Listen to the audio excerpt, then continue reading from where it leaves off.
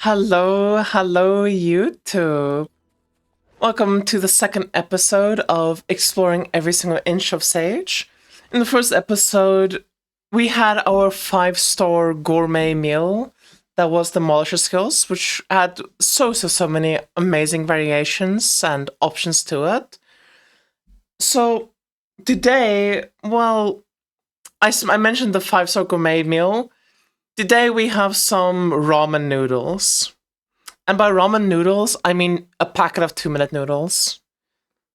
But you accidentally forgot to put the noodles in for 2 minutes, and you only put it in for a minute. So instead you have like soggy, undercooked noodles that aren't really working. Today we have Lifestacker. Now, I'm of course jesting. However,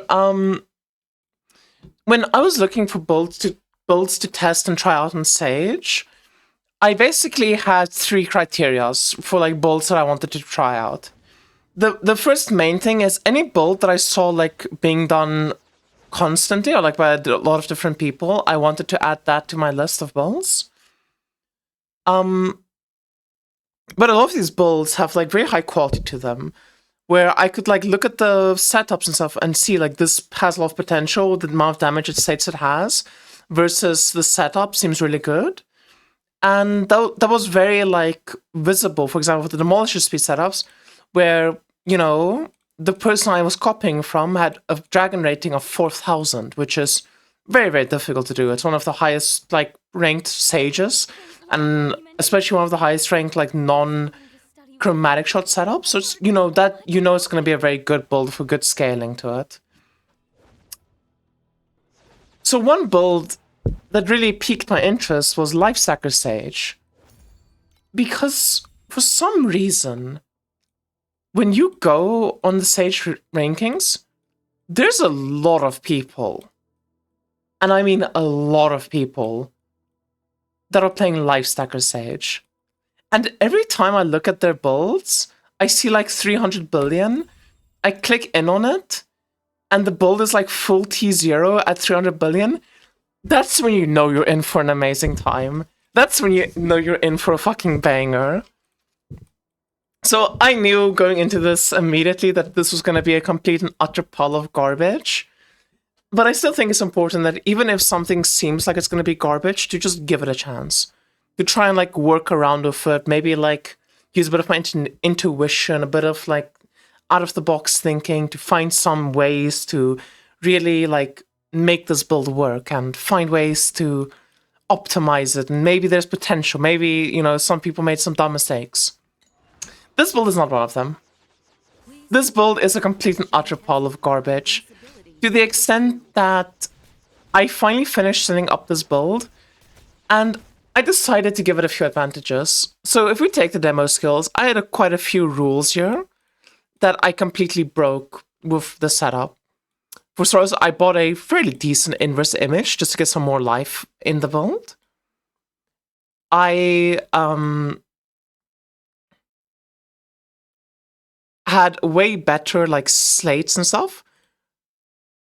I made sure to like get really good corners and slates and things. I made sure to get myself a belt enchant, which we didn't have on the previous one, with Gale on it. I went out of my way to also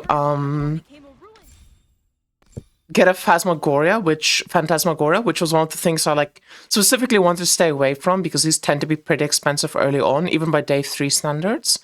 And also crafting them early on is very difficult and expensive.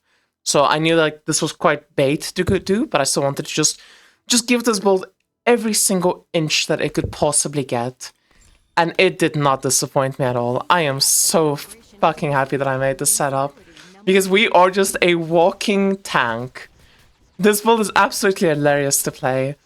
You are completely and utterly unkillable, but you're the definition of just slow and steady does it.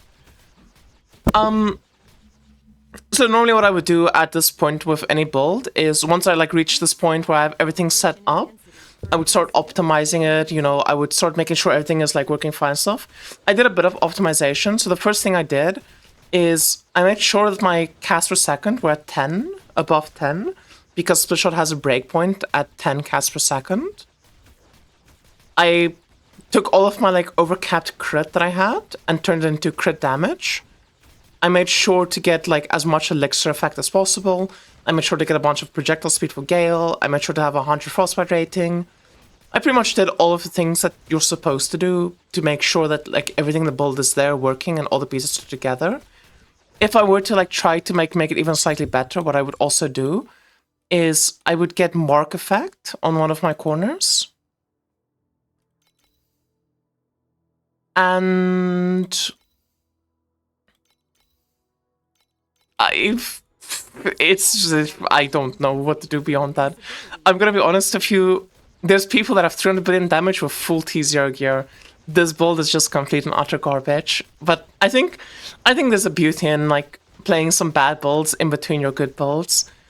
I promise you that I said that episode 1 was the gourmet meal, the 5-star, 5-course gourmet meal, where you just got to eat such good food with the moisture skills, and this episode is complete and utter just trash and garbage, undercooked food, everything tastes awful. But I think you need videos like these to really appreciate the good builds, you know? To really appreciate the builds where everything connects, everything just works. Let me quickly showcase. So this is going to be an 8-1. I don't think we're doing profound, unfortunately, with this much money. Considering this build has less damage than literally chromatic shot with just full T2 gear. But still, I'm gonna do a map showcase like always, so you can see just that despite the, I guess, lack of damage, we are tanky. I definitely see the love for Lifestacker builds. Because this is a build that if you just keep pouring money into it, eventually you will get damage. And eventually, when you do have the damage, you're going to be doing content like SS20, SS21, and you're just going to spin and go AFK and come back, and the boss is going to be dead. And you don't have to move at all, because you can just tank everything that the boss can possibly throw at you. That being said, though, you should definitely consider to maybe just wait a bit. You know, just farm up a bit extra money, you know? Like, instead of swapping with like 5k FE or 10k FE or whatever, maybe just swap with like, you know, 500k FE or 1,000,000 FE. I think you'll like just have a bit of a better time then, and maybe you'll be able to reach damage cap then with that much money. Unkillable Demon Queen. It is really tanky though. As much as like I'm memeing about it, it's so silly for me as well that not only are you playing the most tanky like version of the build possible, where you can just like completely AFK mechanics, you don't have to worry about dying, but then on top of that you also have 100 frostbite and you're freezing all the enemies on screen, so they literally just cannot play the game.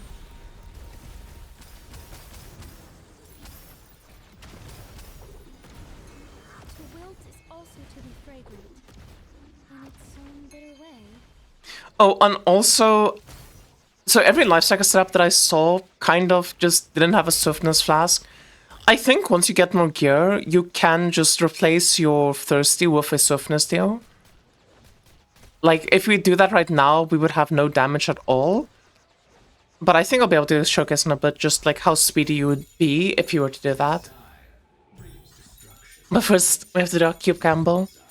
The favorite of our favorite mechanic.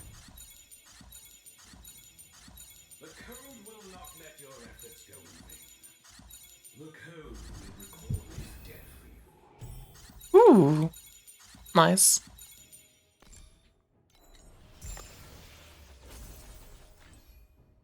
So, let's replace our Thirst Steal with a Swiftness Steal. And... boom! Listen, I think if you have the damage, this is gonna feel pretty fucking good for mapping. You just need to be like the Elon Musk of fucking Torchlight players to be able to afford the build and have damage with it. But if you're willing to invest that amount, it's just still worse than any other build in Sage, but that's beyond the point. Sometimes in life you just have to do stupid shit because it's fun to do. And this is one of those builds.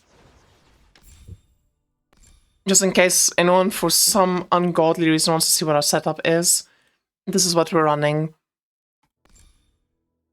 This is our inverse image, which is very, very good, by the way. Our Phantasmagoria.